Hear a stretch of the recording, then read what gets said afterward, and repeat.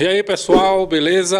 Estamos aí com mais uma entrevista aqui com o nosso canal Cotidiano Policial para quem quer ser polícia.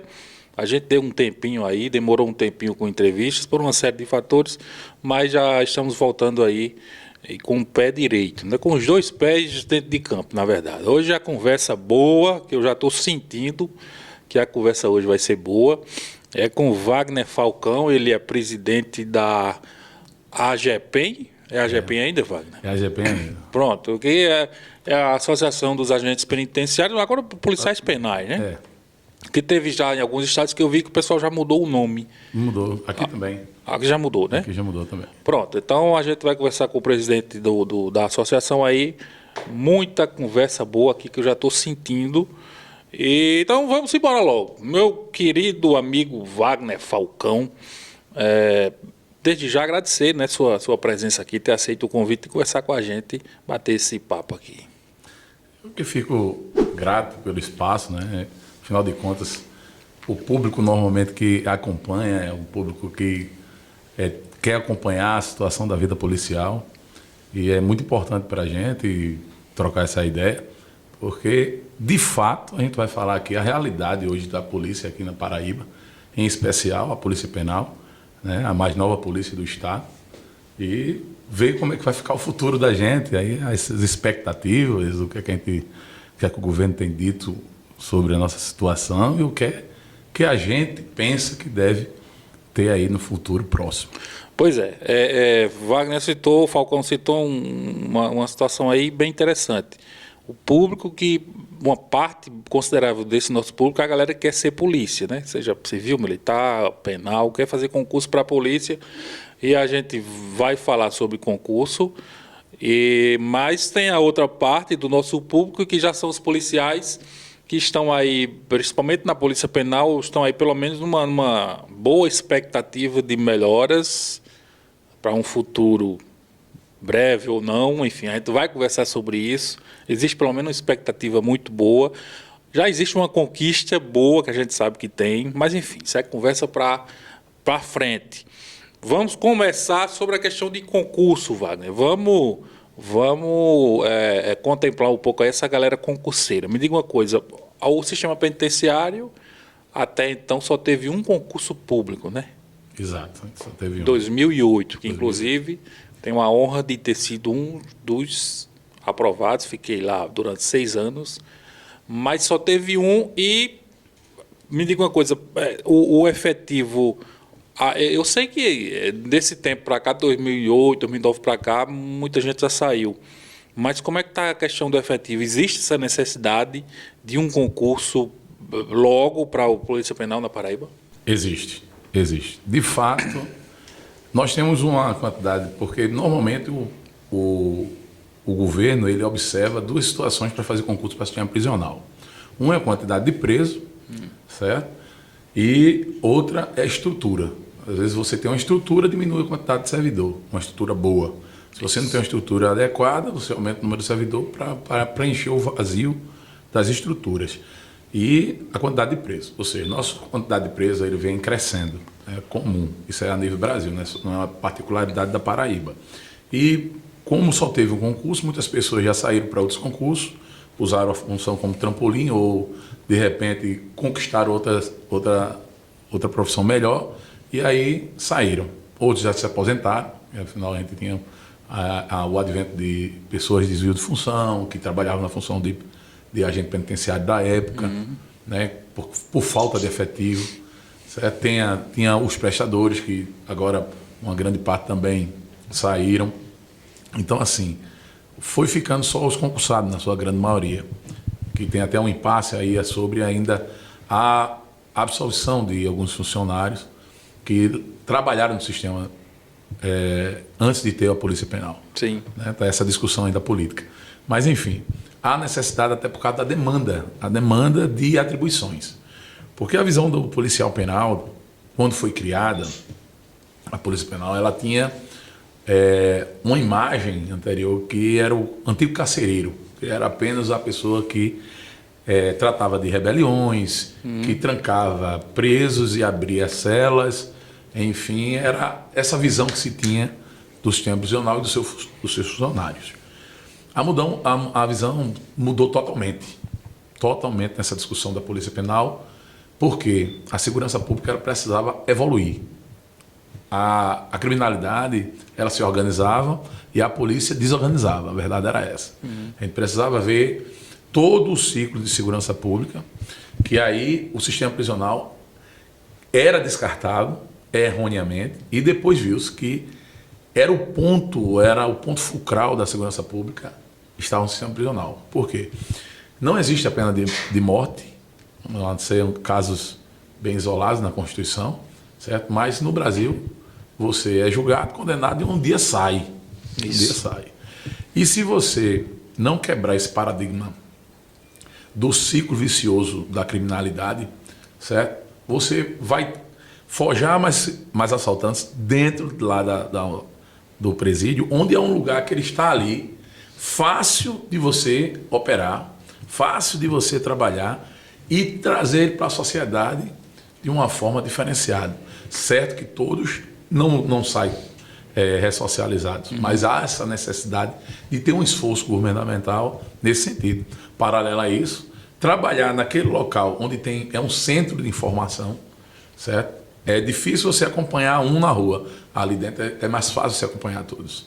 É um centro de informação que muitas vezes a pessoa não se desvincula do crime, quer sempre estar ligado ao crime, seja levando pela visita, seja por um celular, mas sempre quer comandar dali de dentro ainda a vida de criminalidade.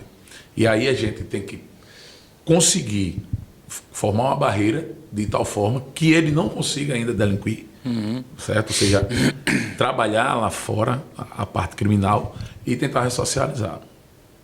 Aí por isso, com essa visão nova, tem as novas progressões de regime, que tem agora acompanhamento de tornozeleira.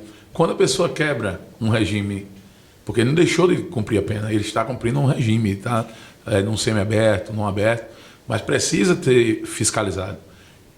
Quem faz esse acompanhamento, quem tem que fazer isso é a Polícia Penal. A Polícia Penal. Para chegar nesse vácuo que existia. O acompanhamento da saída do preso na rua, a gente tem que acompanhar, certo?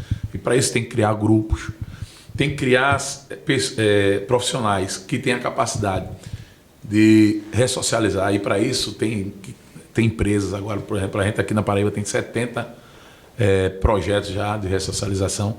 E para isso precisa do humano, do fator humano. O fator humano ele é essencial e necessário para que essa cadeia de criminalidade seja quebrada. E aí você tem atribuições a mais que antes não tinha. Antes você não tinha uma central de monitoramento, hoje já se tem. Antes não se tinha grupos de recaptura, hoje já se tem.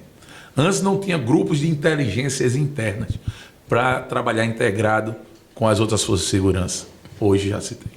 Ou seja, antes não tinha fábricas dentro do sistema, hoje já se tem.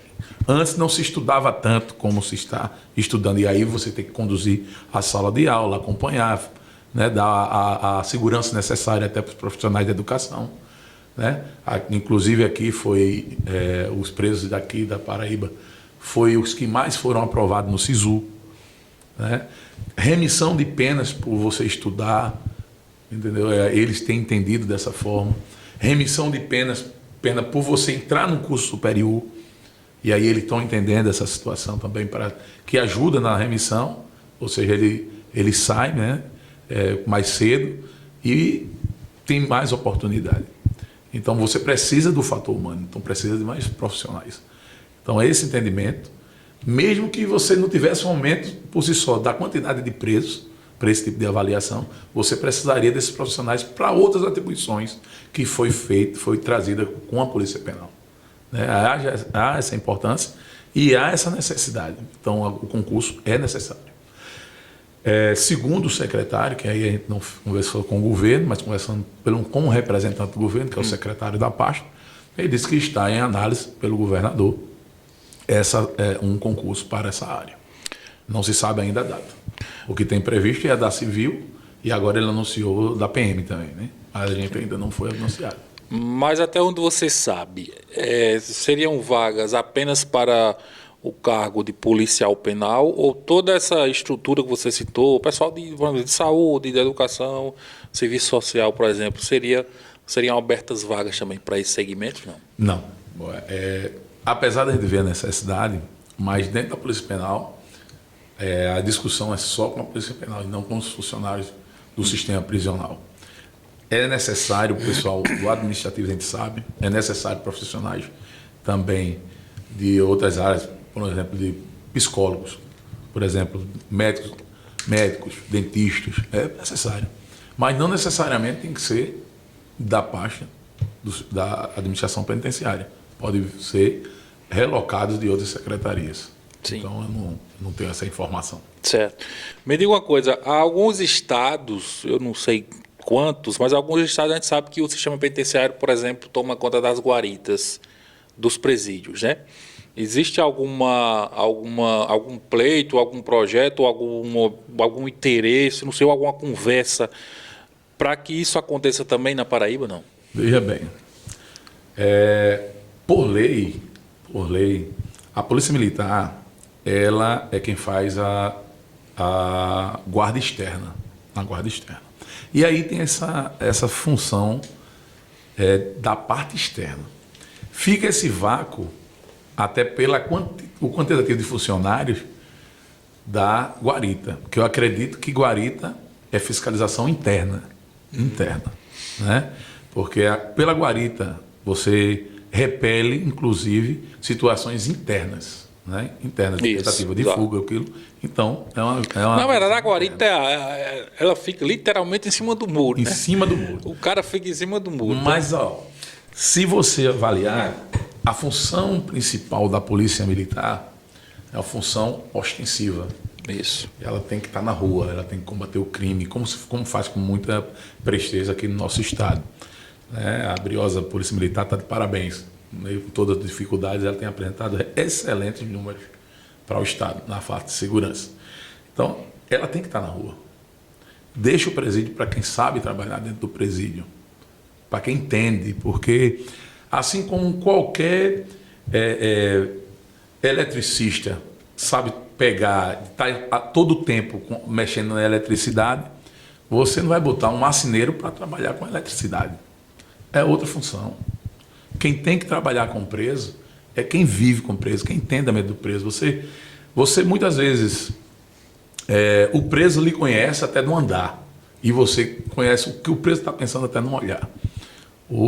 A afinidade que o servidor penitenciário ele tem em reconhecer certas maldades, certas malícias dentro do presídio, é porque ele vive todo dia com aquela pressão, com aquele tipo de situação.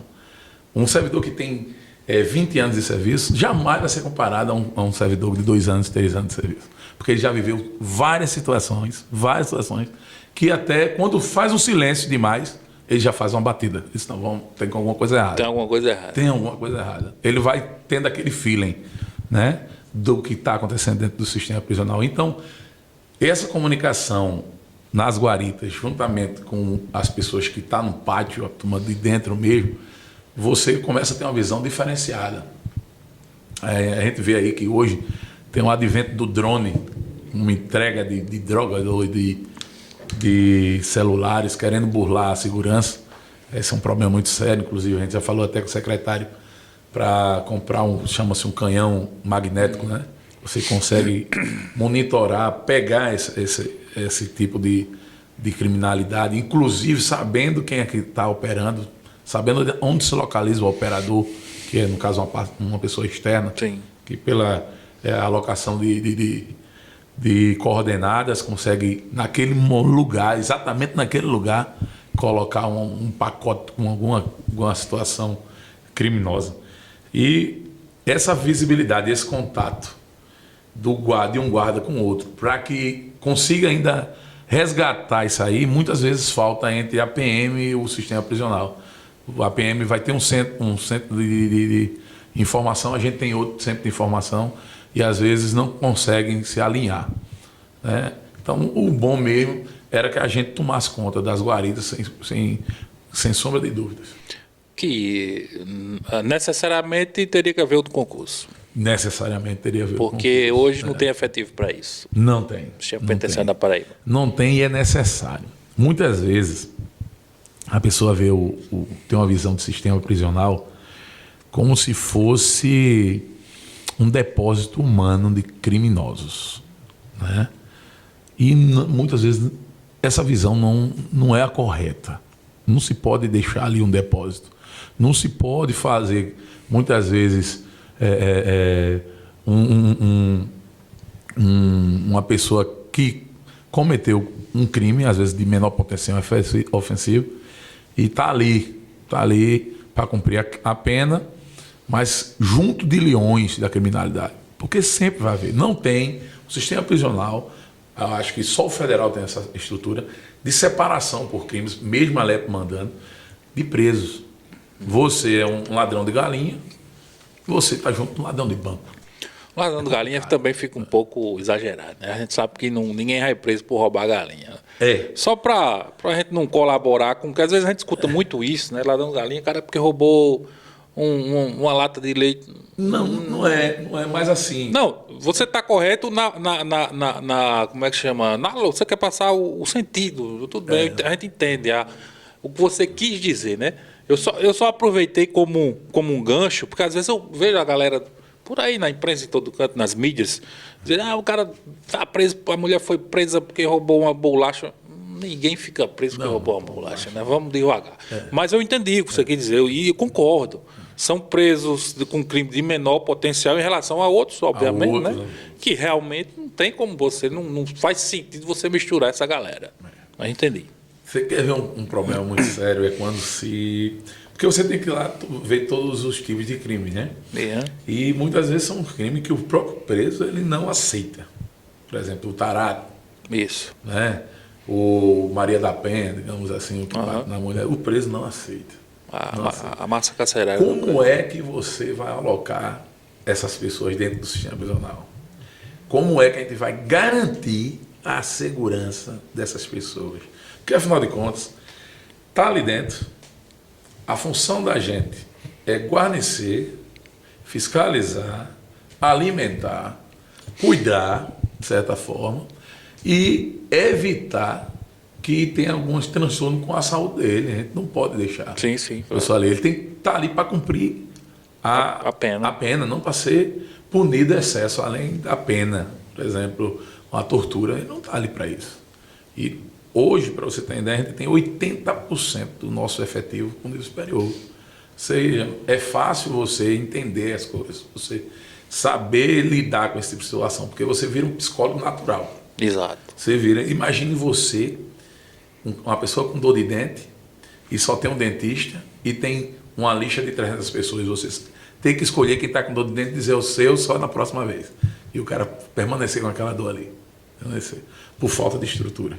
Né? E às vezes o preço termina querendo meio que descontar no policial penal sem um cara ter nada a ver, né? Exato. Aquela raiva, o que é natural por conta do preso, porque tá doendo, mas o policial penal não tem nada a ver com isso, porra. O cara tá ali, às vezes já ajuda demais, já faz demais, né? Aí hoje, o pensamento dos policiais penais, você vê que a gente dificilmente tem rebelião. Não me lembro quando teve uma rebelião aqui. Era um ponto que eu ia abordar com vocês. A gente quase não tem. Hoje a gente tem uma visão, inclusive, de pegar ele e levar para o posto. Ele está assistindo essa dor, vamos ver. Não porque ele mereça, porque é direito dele, direito à saúde. E o servidor, ele entende que ele tem esse direito. E aí tem um esforço conjunto muito grande desses profissionais para que não tenha o preso que tem aí não perca seus direitos, que é garantido constitucionalmente. Então, a gente trabalha dessa forma.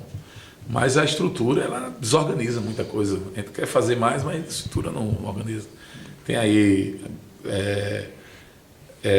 já projetos para a criação de novos presídios, como Gurien, mas até agora não terminou, né? Está aí a obra parada, né? Não sei se vão reativar, quando vão reativar. Precisa dessas vagas para fazer essa seleção natural, botar cada um no seu lugar, ou pelo menos tentar garantir a saúde do preso. Aí o cara pode dizer assim, mas Falcão, e Tem que ser tão bonzinho com os caras. Tem que ser. Rapaz, não é ser bonzinho, é a lei que manda. A lei manda assim. Tem que ser tratado assim. Porque quem diz isso não está de fora, não sabe como aquilo funciona, né? Não tem noção de como as coisas funcionam lá dentro, acha que o sistema penitenciário, digamos, se for para impor vamos dizer, um sofrimento constante e eterno, uma massa. Pegar um presídio como o Serrotão, que tem 1.000 presos. Ninguém segura. Quem é que vai segurar 1.000 presos revoltados todo santo dia? Acaba de pô, é só atirar. Não é só atirar, mas isso não existe, velho. A realidade é outra história. Isso não faz sentido nenhum. Então, quando se diz, não, são bonzinhos, mas não é bonzinho. Primeiro, porque é um direito, né? Primeiro ponto, o Estado tem que cumprir a lei. E segundo, porque o presídio você tem que trabalhar com inteligência, com jogo de cintura, né? Já que você não tem um total controle por falta de estrutura, o Estado não tem um total, e aqui não está falando de Estado A ou B, é o sistema prisional brasileiro, com suas raríssimas exceções. Se o Estado não tem um total controle, então ele tem momentos que ele vai ter que ali um jogo de cintura com a massa carcerária, senão não segura, não segura. É como você vê, hoje o sistema prisional, digamos hoje um presídio com 1.000 pessoas, você bota aí 20, 25 funcionários. 25 policiais. Por plantão, né? Por plantão com os extras, porque o efetivo não tem para isso. Sim. Certo? Aí assim, imagine você controlar pavilhões separados com 1.000 pessoas. Hoje se sabe que para você atirar, conter a ponto de matar, você vai perder seu emprego, você vai ser preso. Você corre o risco de morrer na rua também, porque o preso, ele conhece você na rua. Ele está preso hoje, mas amanhã está solto. E tem os parceiros, tem família. Tem família. Aí assim, se você não tiver um jogo de cintura e for partir sempre para ter truculência, desanda. O preso ele tem um certo senso de justiça, logicamente que da forma dele, mas ele tem. Ele sabe reconhecer quem trabalha direito, né? Mas também, da mesma forma, ele sabe lembrar de quem faz covardia com ele, né? Exatamente. Então, tudo isso envolve. Ele sabe que não foi a gente que colocou ele ali, foi ele mesmo que se colocou ali. A justiça cumpriu o seu papel e ele arriscou perder a vida dentro de um cárcere. Foi ele quem causou aquilo ali. Não foi a justiça, não foi o policial penal. Exato. Mas a gente vai trabalhar com essa possibilidade de... Porque quem está encarcerado vive estressado naturalmente. Claro. Ninguém é passarinho para morar dentro da gaiola, ninguém fez curso de leão na vida toda. Né? Você vai ficar estressado. E quem vai ter o primeiro contato é a gente. Tanto que pela OIT, nós somos a profissão mais estressante do mundo. Então, assim, por isso que a gente cai em outra situação, a gente precisa de acompanhamento psicológico. Exatamente. Corriqueiramente, porque todo dia é um estresse, todo dia é uma situação. Você vive situações diversas todo dia. Todo dia. Uhum. Dificilmente um plantão passa batido, como diz a história. Você vai estar lá, você vai chegar, vai se acostumar com aquela rotina de violência constante, seja psicológica, porque você tem que se impor. Você tem que se impor. E tem malandro, criminosos, que não aceitam nem conselho da mãe, nem do próprio parceiro, quanto mais de um policial.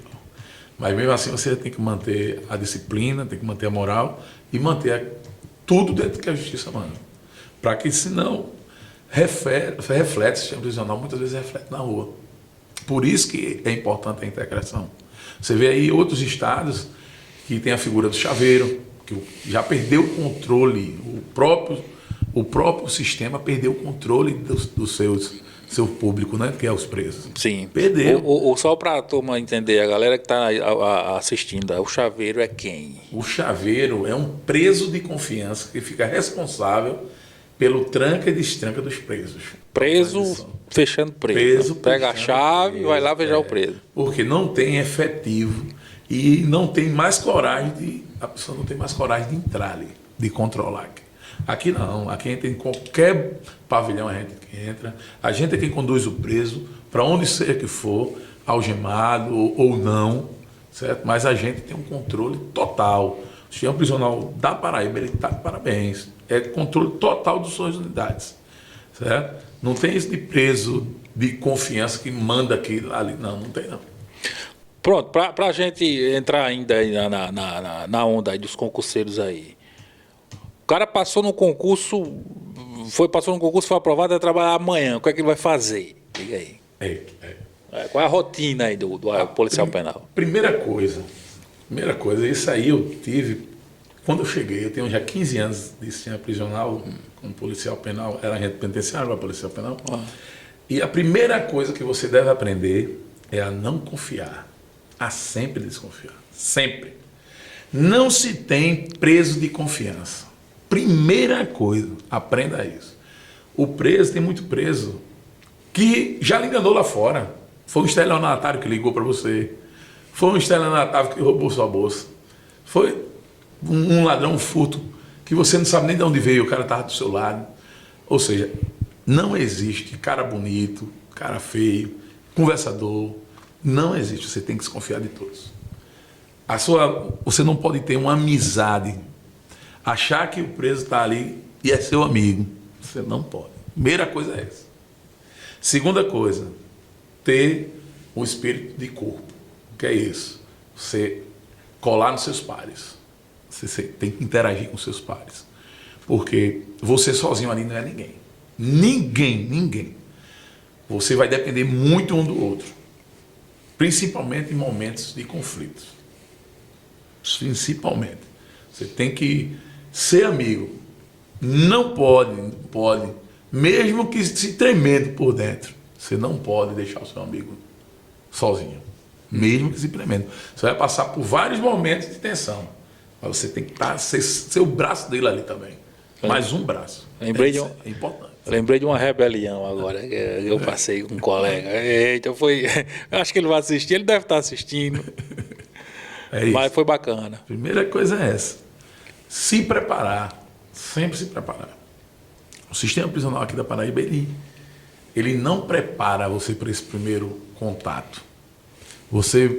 Normalmente você tem que procurar fazer cursos à parte para você ir se preparando psicologicamente, porque a confiança em você, pela destreza, um armamento com mobilidades de defesa pessoal, lhe traz segurança, né? Se você não tiver segurança, você é fadado a entrar em pânico na hora de uma tensão. E vai haver. É diferente de você passar no concurso do banco, que ali você está na frente de uma máquina e nunca vai ter um momento de tensão, no máximo vai ter uma discussãozinha com o cliente. Né? Só se tiver um assalto a banco, né? Digamos assim. Mas no máximo a sua situação tem os estresses característicos, né? Específicos da profissão. Lá não, lá você tem estresses muito diversos e verdadeiros, que você corre risco de vida efetivo. Por isso que a gente está até, inclusive, na campanha de 100% risco de vida, o policial penal. Porque você corre tanto internamente quanto externamente. A sua função não é bem diferente de outras funções. O policial, ele sempre é policial. Seja ele fardado ou não fardado, de plantão ou em casa. Ele sempre vai ser um policial. Quem está lá fora vai reconhecer você como um policial e você vai ter que se comportar como um policial, porque também é obrigação de fazer. O combate à criminalidade é constante. Isso. De folga ou não, você é obrigado a fazer isso. E no caso da gente, o preso, ele tem a visão em você. Por exemplo, o preso é pego por uma equipe de policiais cometendo um delito. Chega lá, fica 5 anos lá dentro, lhe vendo todo dia. Talvez ele não lembre nem da cor da viatura que prendeu ele. Mas você que estava lá todo dia, ele vai lembrar. Se você não foi justo, a rua vai cobrar. E quando eu digo justo, dentro da legalidade. Isso. Dentro da legalidade. Certo? Ele não quer nada mais que isso, não. Nada mais. Inclusive, esse sistema prisional da Paraíba é um dos melhores sistemas em relação à corrupção. Certo? porque tem todas as funções. Mas, não, claro. Seria, né? Todo canto tem.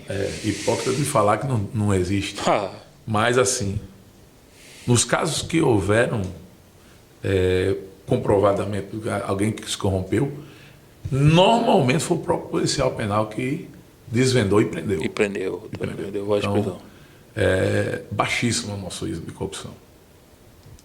E o preso, ele entende isso. Ele sabe que os profissionais aqui são exemplares. São cuidadosos em relação a isso. Né? E para isso é importante a valorização financeira.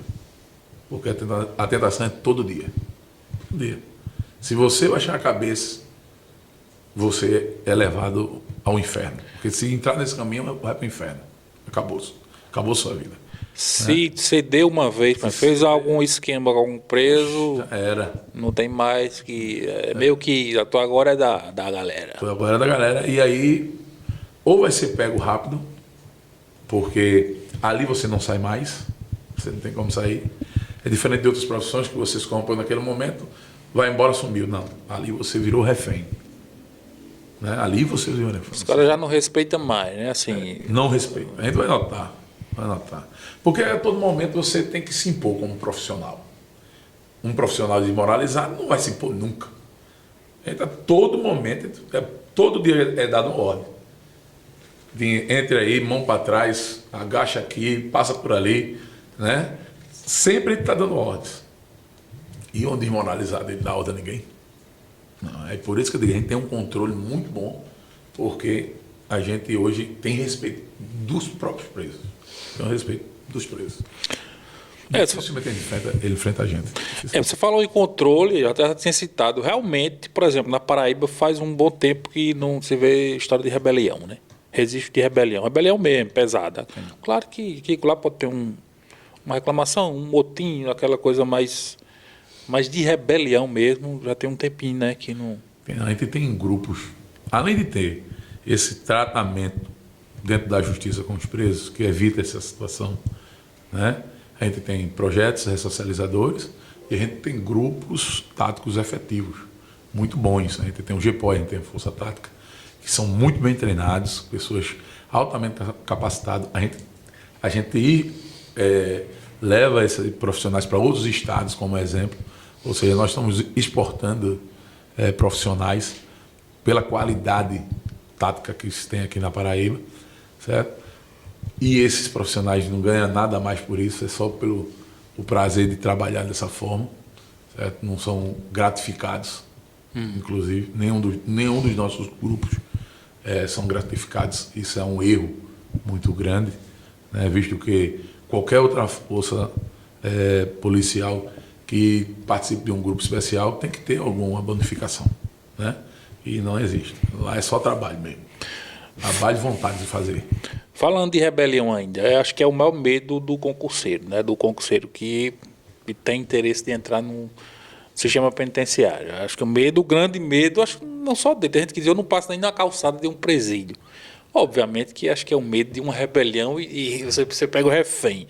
O que é que o policial penal tem que fazer para não ser pego refém? Claro que isso vai depender, principalmente, na minha opinião, de uma questão estrutural de cada presídio.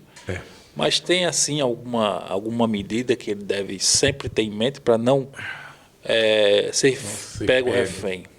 Como eu te disse, primeira coisa que independe da gente é um bom sistema de câmeras, né? Tem que ter um bom sistema de monitoramento para que a gente veja qualquer coisa diferente. E outra coisa, não confiar. Foi a primeira coisa que eu disse aqui, não pode confiar. Tá. Certo? Não está sempre só.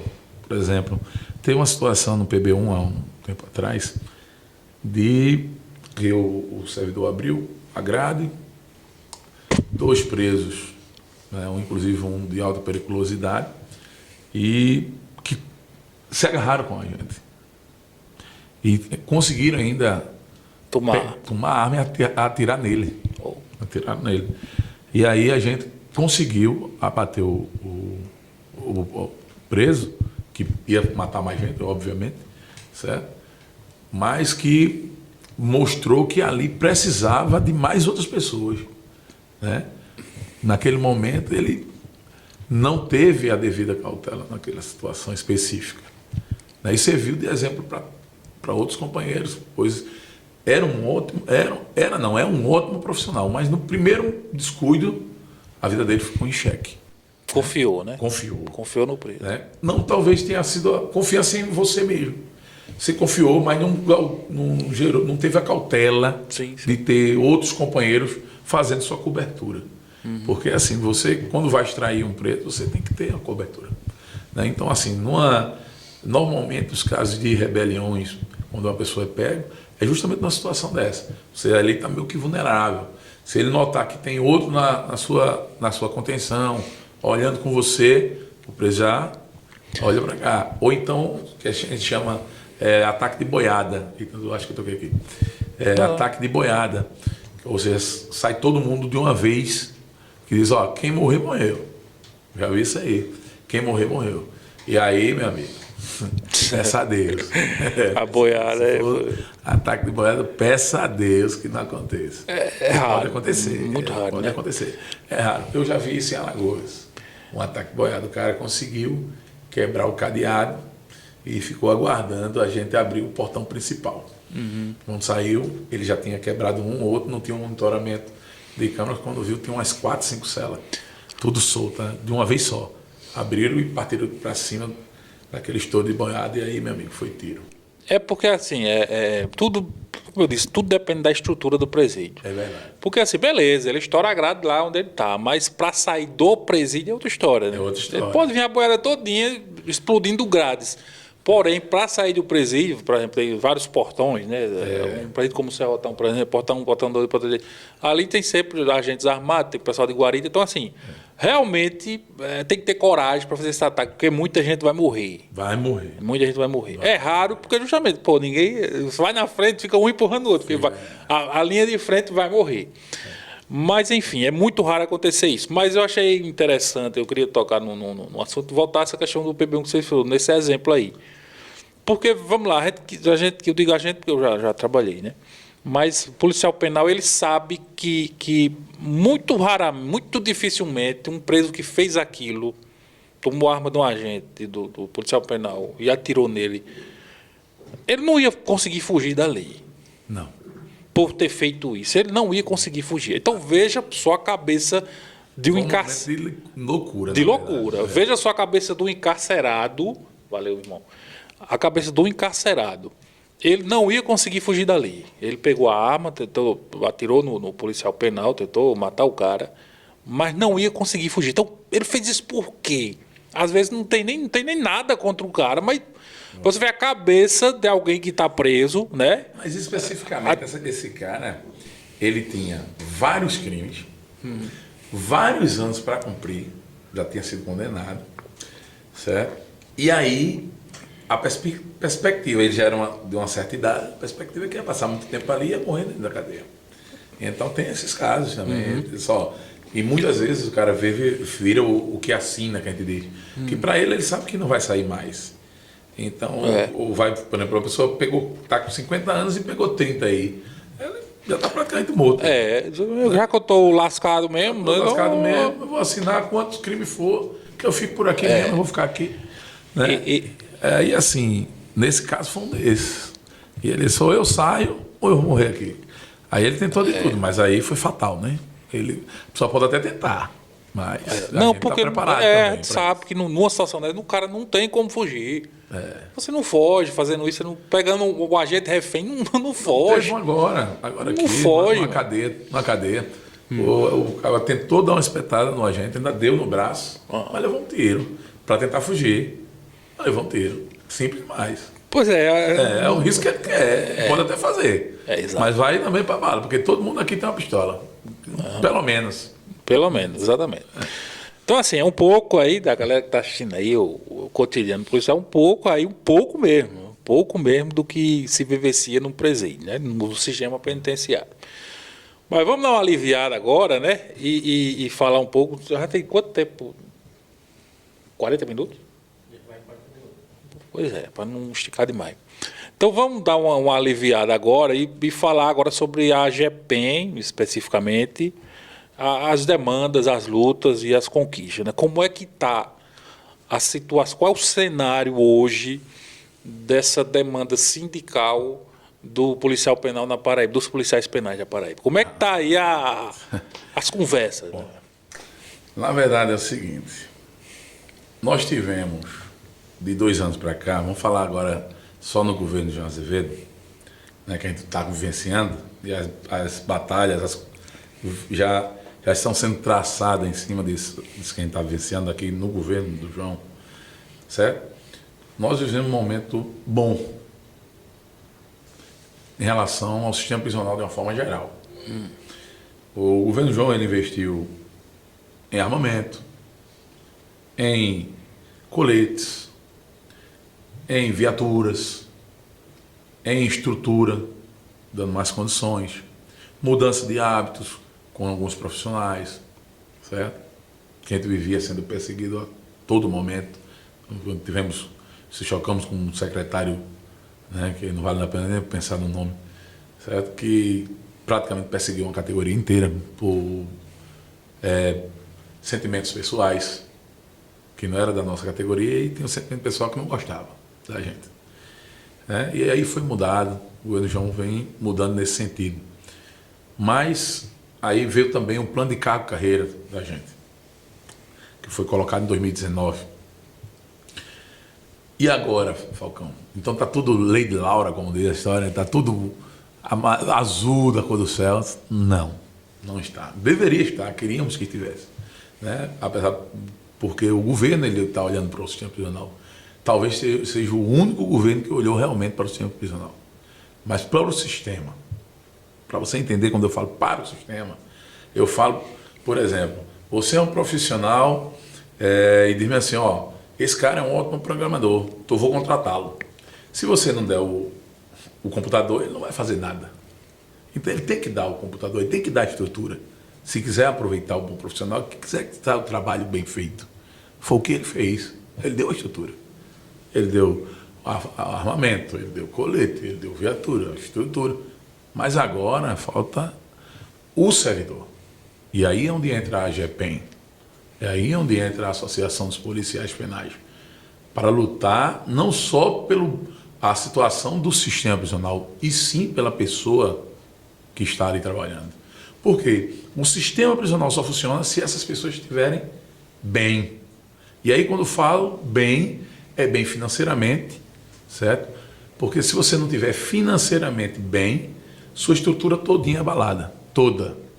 E um policial penal, ele jamais pode, por exemplo, morar dentro de uma favela. É incongruente com a sua função.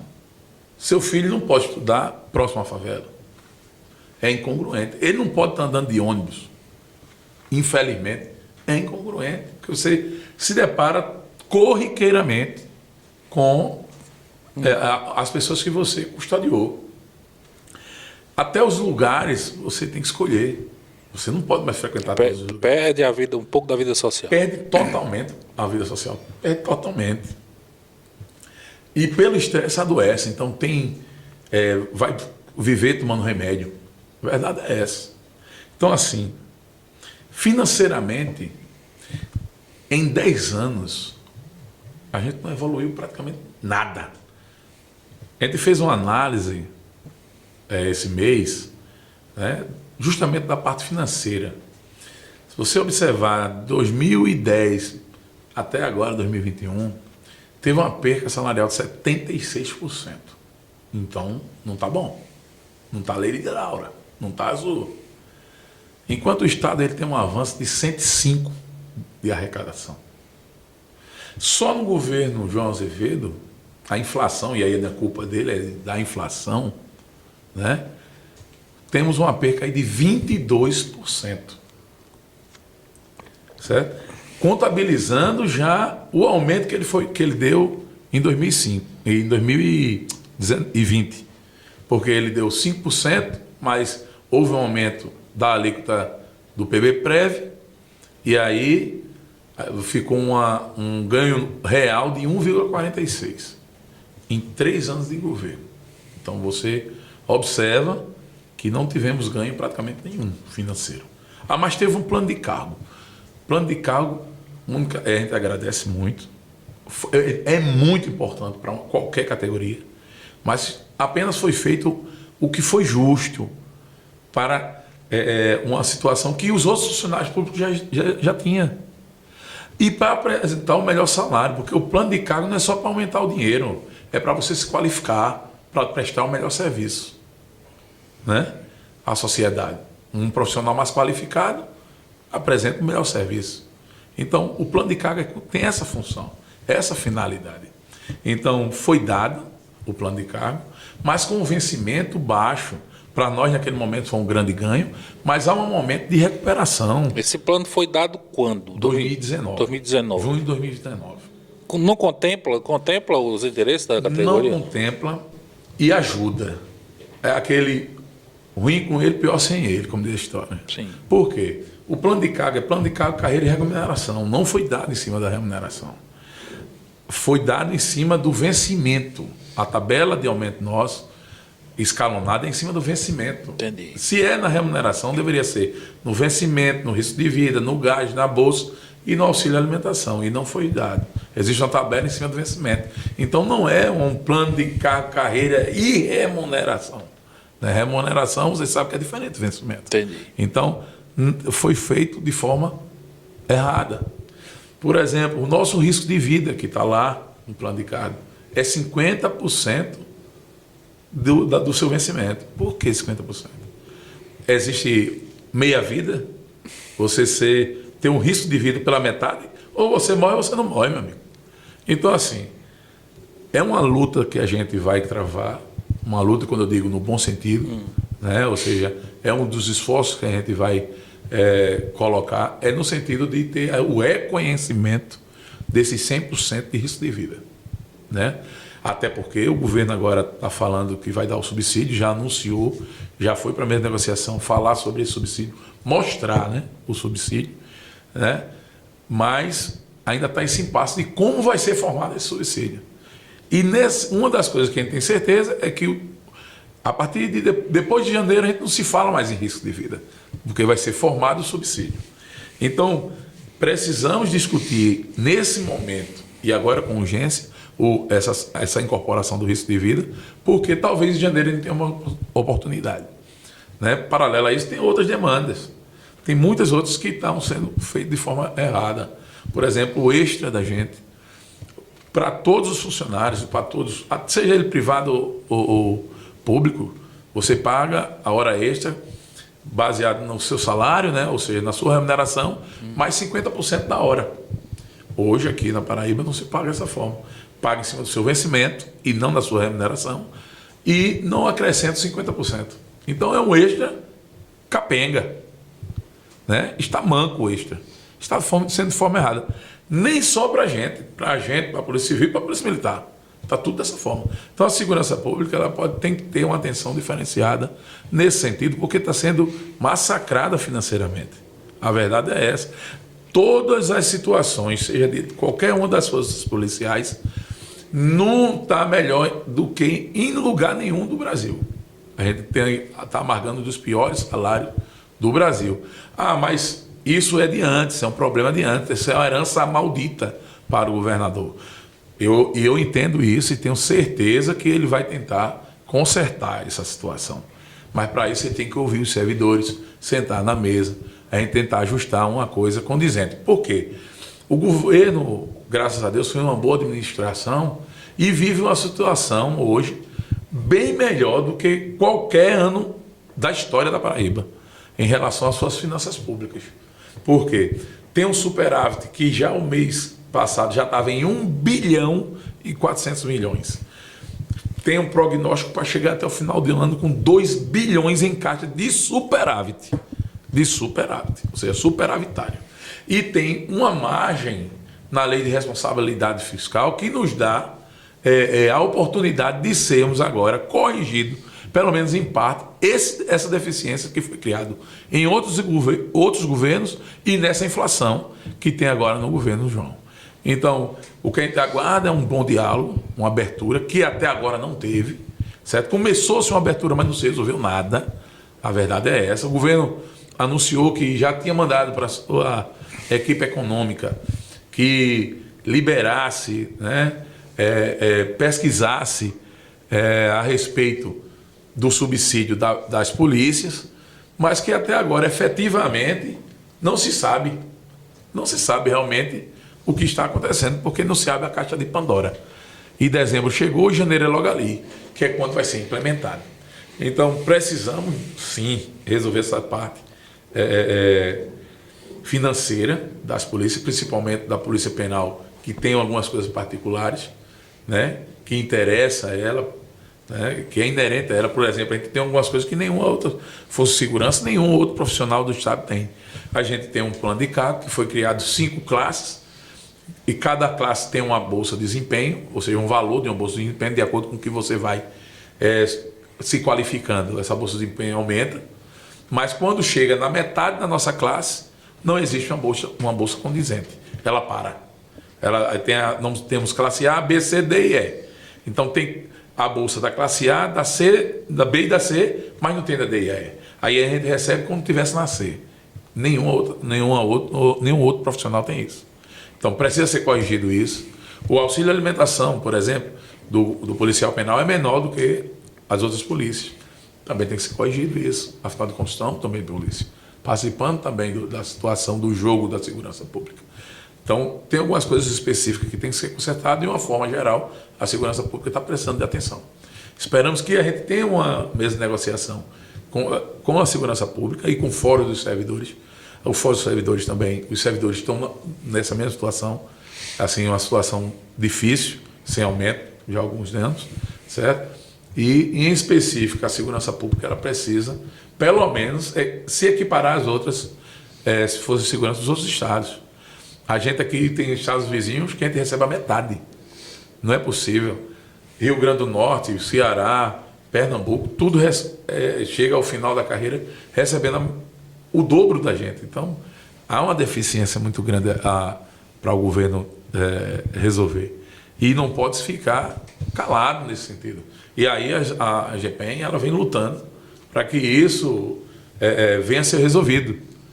A gente não quer uma guerra, não quer estar com truculência com ninguém de forma alguma. Agora, menino que está com fome tem que chorar. A verdade é essa. Não tem como a gente ficar calado sabendo da condição financeira dessa, que muitas vezes leva ao desespero, a uma morte, a uma depressão, certo? E quem sofre é nossas famílias. Porque se você não tem condições de manter seu filho num colégio, se você não tem condições de prover seu alimento, de comprar o seu remédio, de pagar o seu plano de saúde, uma hora você vai estar deprimido. E você trabalhando com um momento estressante ou uma função estressante dessa, é delicado. Esse profissional tem que ser observado de forma diferente. E passa simplesmente para você ter condições de prestar o bom serviço, passa pelo bom salário. Ou seja, para resumir um pouco, então o PCCR de vocês que foi aprovado em 2019, ele não precisa de alguns ajustes. Exato. Não é isso? Beleza. Agora, me diga uma coisa, no âmbito nacional, né, na esfera nacional, existe alguma demanda ainda por parte dos policiais penais? Me parece que ainda persiste em alguns estados, ou na própria Câmara Federal. Eu que li aí as 2 CPIs do sistema carcerário, a segunda falou bastante sobre privatização de presídios. Isso aí é uma tendência? Como é que está as discussões nesse sentido? Porque me parece que é uma guerra ainda que entra aí, vai de encontro aí aos interesses da categoria. Né? Saiu uma matéria falando sobre o valor de preso. Inclusive preso federal, que era 35 mil reais. 35 mil, né? Um preso. Mas vai manter ele ali para você ver. Quanta desgraceira ele faz se ele estiver solto. Exato, exatamente. Quanto vale esse preso na rua? Né? Vale sua vida? O prejuízo que ele dá na rua. Né? Sua vida vale? Quanto? Vale 35 mil? Porque se tiver um líder do mal solto, próximo a você corre o risco de morrer, seu filho morrer. E presídio federal são as lideranças. São as lideranças das facções. Aí, seguindo essa linha, quando se abre a discussão para a privatização, visa financeiramente a discurso é uma discussão financeira. Financeiro e de ressocialização.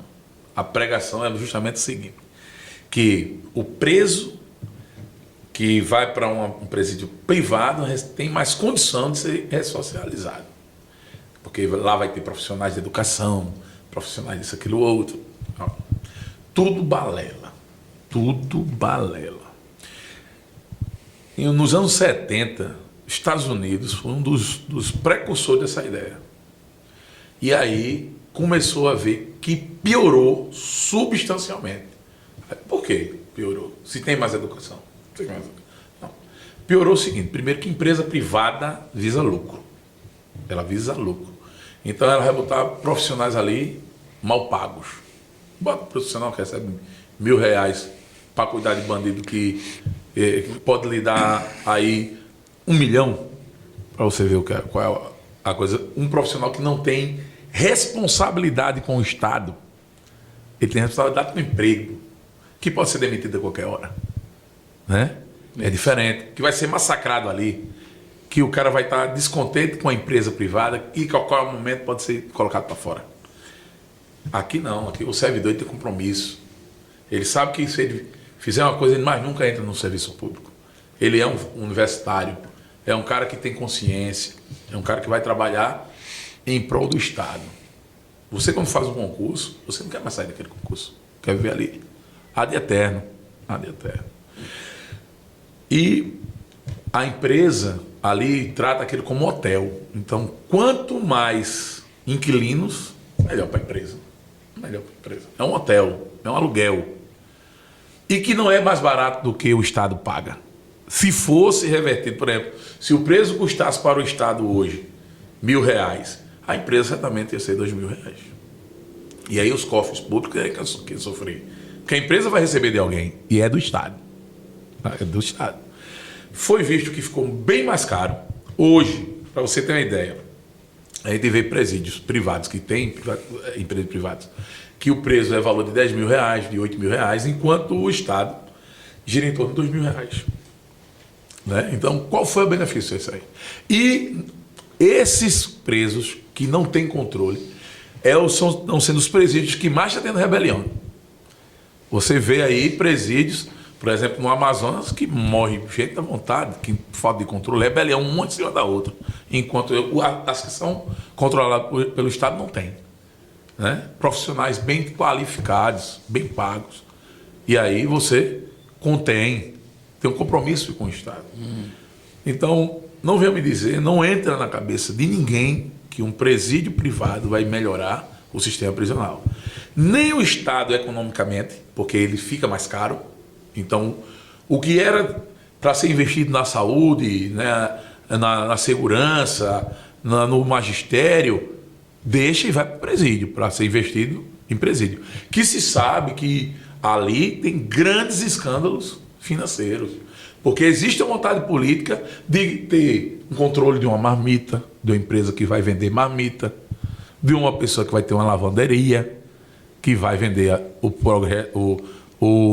ganho da lavanderia, que vai vender o pãozinho, entendeu? Da padaria.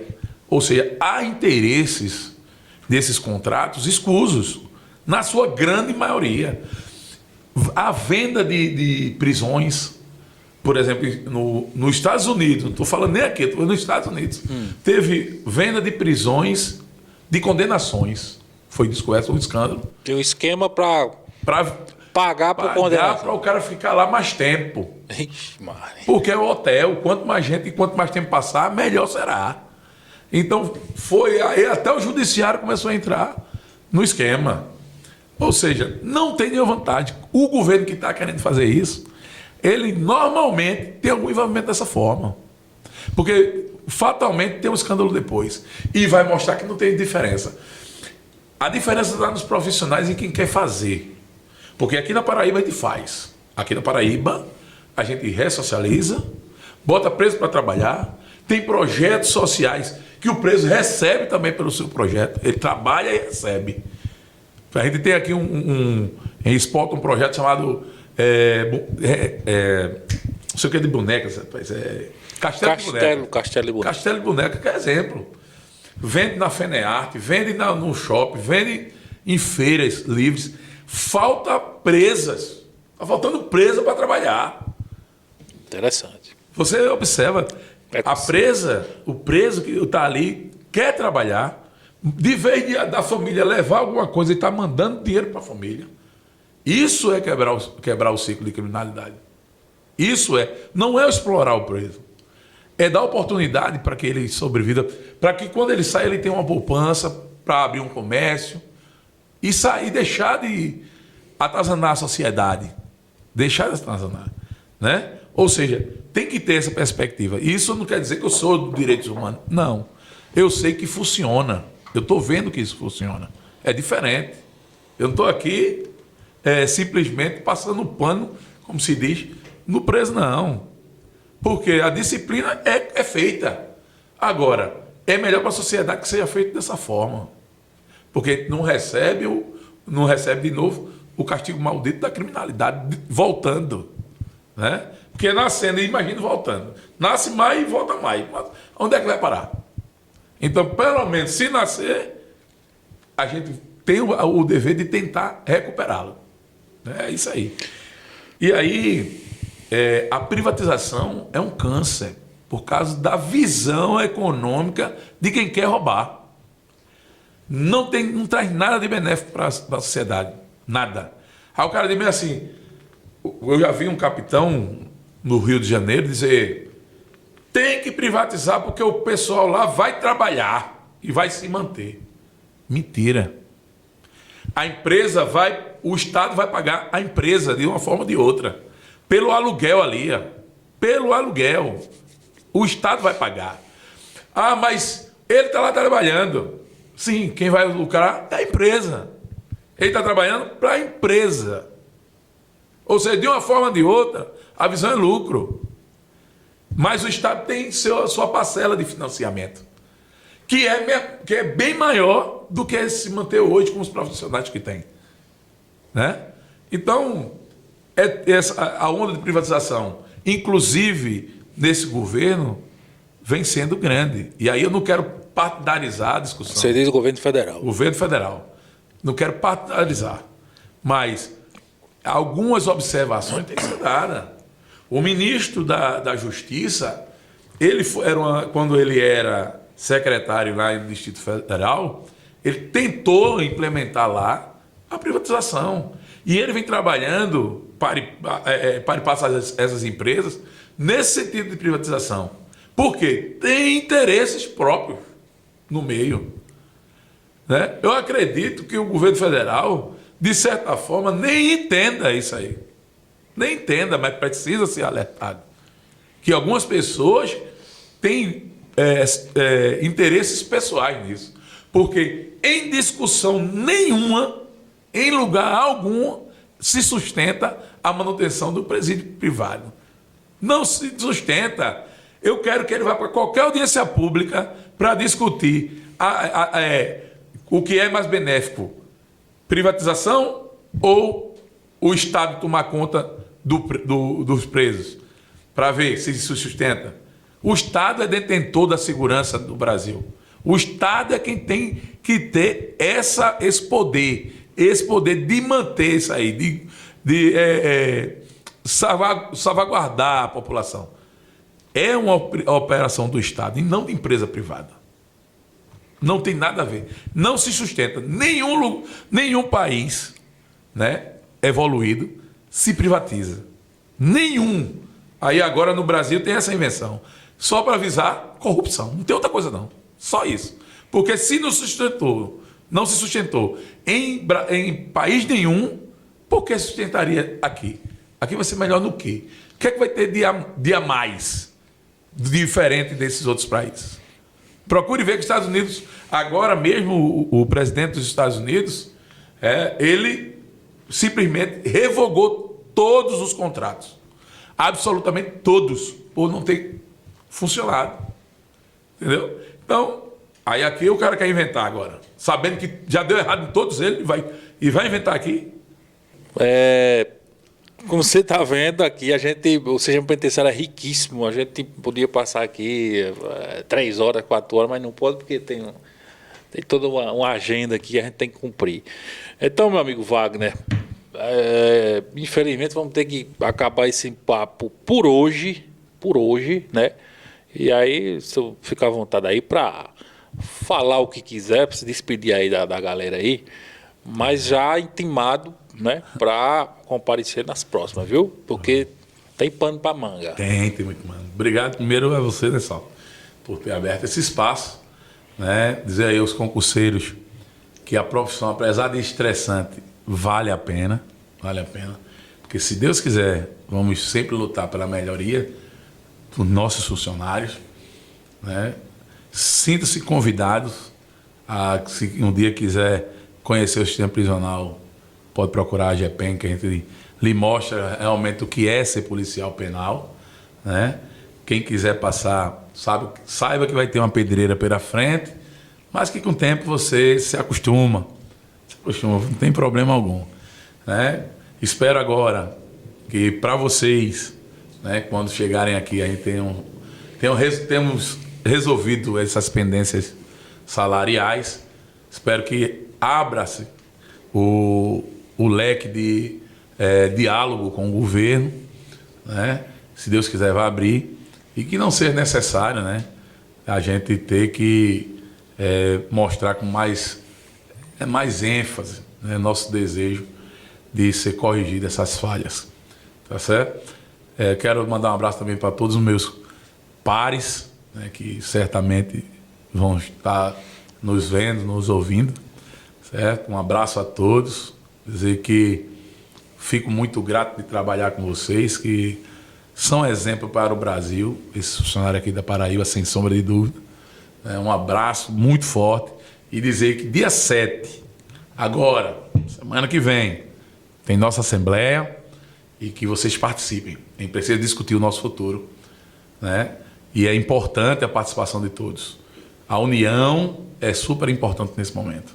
Não adianta botar Falcão e a equipe, a direção, para essa discussão sozinho, que fatalmente a gente perde.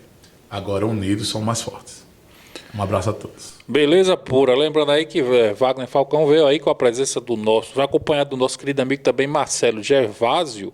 É uma espécie de presidente de honra da AGEPEN, né? Tá ainda na AGEPEN, tá, Marcelo? É o braço direito, o nosso jurídico. É o setor jurídico, grande Marcelo. Então, galera, valeu aí pela audiência. A gente já está aqui há 1 hora já conversando.